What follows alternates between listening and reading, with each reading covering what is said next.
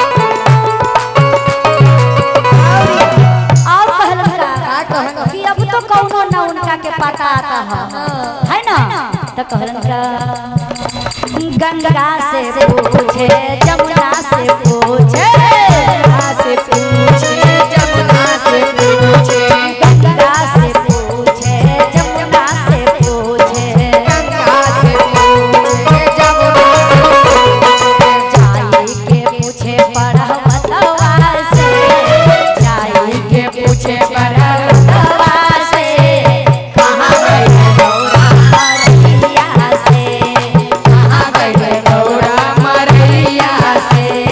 शिवा गुरु पूछे चिड़ैया से, शिवा गुरु पूछे चिड़ैया से, कहाँ गई गौरा मैया से, कहाँ गई गौरा मैया से, कहाँ गई गौरा मैया से, कहाँ गई गौरा मैया से, कहाँ गई गौरा मैया से, कहाँ गई गौरा मैया से, कहाँ गई गौरा मैया कि कहाँ गई गौरा मैया से। बोलिए शिव गुरु महाराज